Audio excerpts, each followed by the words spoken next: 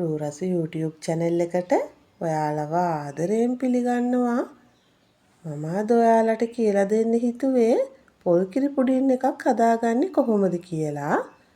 පොල් කිරි ටික මිරික ගත්තට පස්සේ මේ පුඩින් එක හදාගන්න විනාඩි 10ක්වත් යන්නේ නැහැ. ඒ වගේම මේක අපි පොල් කිරි වලින් හදාගන්න නිසා හරිම ගුණයි. ඒ වගේම හරිම රසයි. මේ පොල් කිරි පුඩින් එක හදාගන්න ප්‍රධාන අමුද්‍රව්‍ය 3යි ඕන වෙන්නේ. ඒ නිසා මේක හරිම ලේසියෙන් හරිම ඉක්මනින් ඕනම කෙනෙකුට හදාගන්න පුළුවන්. මේ පොල් කිරි පුඩින් එක හරියට හදාගන්න වීඩියෝ එක ඉවර වෙනකම් බලන්න කියලා ආරාධනා කරනවා. ඉතින් අපි හදලා බලමු නේද? මම අද මෙතන පොල් කිරි මිලිලීටර් 500ක් අරගෙන තියෙනවා.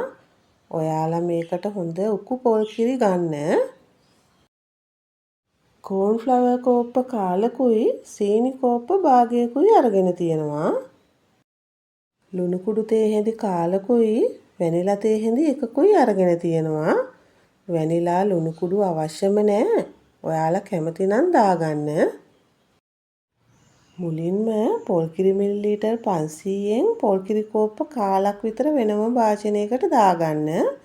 දැන් මේකට කෝන් ෆ්ලවර් කෝප්ප කාලා දාගමු.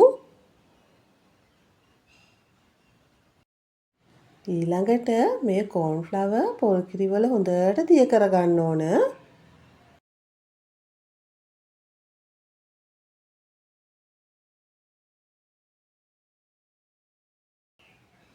මේ බලන්න මේ වගේ කැට නොහිටින විදිහට හොඳට දිය කරගන්න.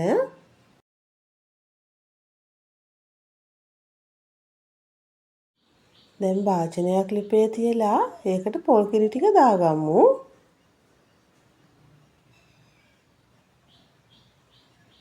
ඊළඟට සීනි ටිකක් දාගන්නවා. දැන් ලුණු කුඩු ටිකත් එකතු කරගන්නවා. ඊළඟට ඔයාලා මේක සීනි ටික දිය වෙලා පොල් කිරි ටික හොඳට නටනකම් හැදි ගන්න ඕන. පොල් කිරි කැටි ගැහෙන්න දෙන්න එපා. දිගටම හැදි ගන්න. ඒ වගේම ලිපේ ගින්දර මධ්‍යම ප්‍රමාණයට වඩා ටිකක් අඩුවෙන් තියාගන්න.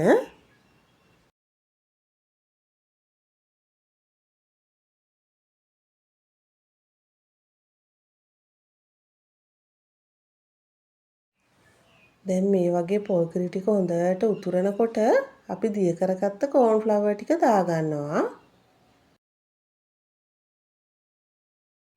මේ වෙලාවේ ඔයාලා ලිපේ ගින්දර හොඳටම අඩු කරගන්න. නැත්තම් මේක කැටි ගහන්න පුළුවන්. ඒ වගේම නොනවත්වාම හැදි ගන්න ඕන.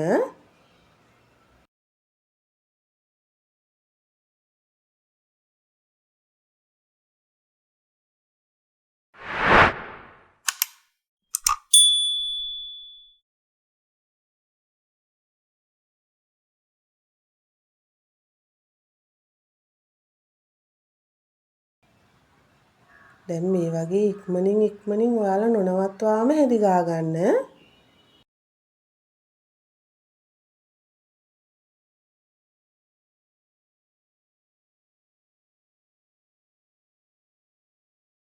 මේ බලන්නකෝ දැන් මේක ක්‍රීම් එකක් වගේ හැදිලා තියෙන්නේ. මේ වෙලාවේ මම වැනිලා තේ හැඳි එකක් එකතු කරගන්නවා. වැනිලා දාගන්න අවශ්‍යම නැහැ. ඔයාලා කැමති නම් දාගන්න. දැන් වැඩි වෙලා කලවම් කරගන්න ඕන නෑ. වැනිලා ටික හොඳට කලවම් වුණාට පස්සේ අපිට මේක ලිපෙන් අයින් කරගන්න පුළුවන්. දැන් මෙන්න මේ ගානට ආවහම පදම හරි. අද මම මේ පුඩින් එක හදාගන්න ගත්තේ මේ වගේ ඩෙසර්ට් කප්. ඔයාලට කැමති හැඩේ භාජනයකට දාලා කෑලි කපා ගන්නත් පුළුවන්. දැන් මේ විදිහට හදාගත්ත මිශ්‍රණය කප් වලට දාගන්නවා.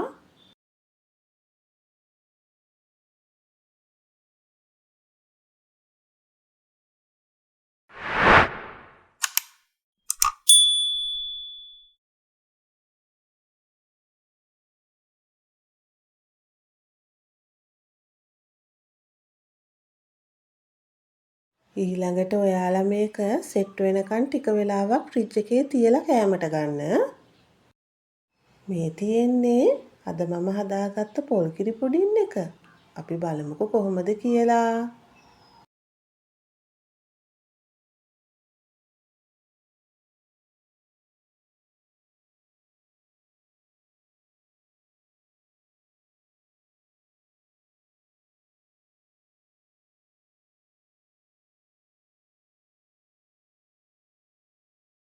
මම අද ගත්ත අමුද්‍රව්‍ය වලින් මේ ප්‍රමාණයේ පුඩින් කප් 4ක් හදාගත්තා.